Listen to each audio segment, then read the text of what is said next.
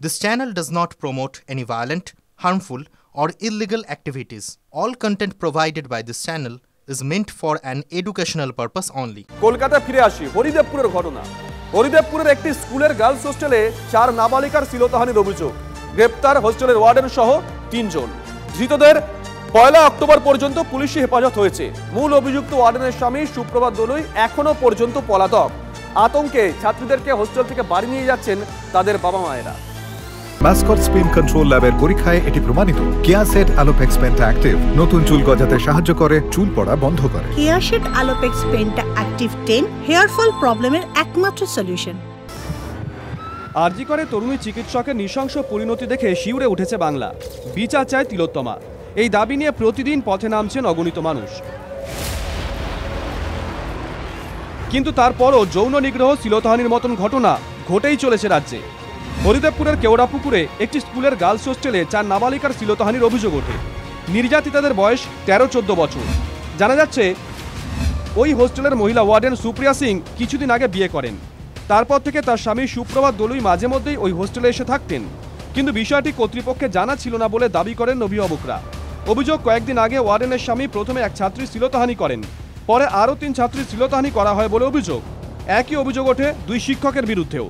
এখানেই শেষ নয়, মুখ বন্ধ করে রাখার জন্য ছাত্রীদেরকে শাসানো হয় বলে অভিযোগ।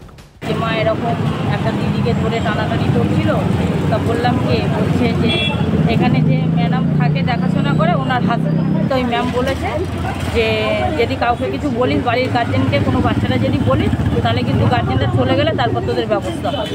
প্রতি রবিবার অভিভাবকরা ছাত্রীদের সঙ্গে দেখা করতে আসেন। সেই সময় ছাত্রীরা পুরো বিষয়টি তাদেরকে জানায়। নির্যাতনের ঘটনা জানাজানি হতেই এলাকায় চাঞ্চল্য ছড়িয়ে পড়ে। হরিদেবপুর থানায় অভিযোগ দায়ের করেন অভিভাবকরা। এরপরেই মহিলা ওয়ার্ডেন সুপ্রিয়া সিং, 2 শিক্ষক বিশ্বনাথ শীল ও শোভন মণ্ডলকে গ্রেপ্তার করেছে পুলিশ। আতঙ্কিত ছাত্রীদের বাড়ি ফিরিয়ে নিয়ে যাচ্ছেন অভিভাবকরা। জায়গায় লেডিস হোস্টেলে কত কষ্ট করে আমরা দিয়েছি, তারপরেও যে এরকম হবে ভাবতে পারি। এখন বাচ্চা নিয়ে বাড়িতে রাখবো না, আমি কোনোদিন শুনি। আমরা অনেক হোস্টেল খোঁজার পর এখানে এসে দিয়ে যেখানে ভালো শুনেছি বলে দিয়েছে, তারপরে যে এরকম হবে আর বুঝতে পারি না। বাচ্চাদের ভয় দেখানো হয়েছিল। কে ভয় দেখিয়েছিল? মহিলা সুপ্রিয়া যে থাকে কেয়ারটেকার, যিনি ভয় দেখিয়েছিল। হ্যাঁ, না, প্রিন্সিপালকে জানানো হয়েছিল। প্রিন্সিপাল দেখছি চার্চা হয়েছে, মনে দেখি আমার ঠিক আছে। শাস্তি হোক চাইছে, আমরা একটু ভয় চাইছি। এটা কোনো প্রতিদিনই কোনো সত্য বাচ্চাকে নিয়ে যাচ্ছেন কেন? বাচ্চা কোনো স্বীকৃতি নেই।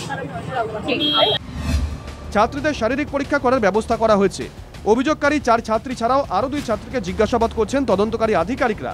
তবে এ নিয়ে এখনো পর্যন্ত স্কুল ও হোস্টেল কর্তৃপক্ষের কোনো প্রতিক্রিয়া পাওয়া যায়নি। এখানকার যারা আবাসিক ছিল তারা কিন্তু এই হোস্টেল ছেড়ে চলে যাচ্ছে, কারণ প্রত্যেকটা ছাত্রী কিন্তু এই ঘটনার পরে আতঙ্কে রয়েছে এবং এই ঘটনার সঙ্গে আর কেউ জড়িত আছে কিনা গোটা ঘটনা খতিয়ে দেখছে হরিদেবপুর থানার পুলিশ। হরিদেবপুর থেকে সৌভিক সরকার, TV9 বাংলা।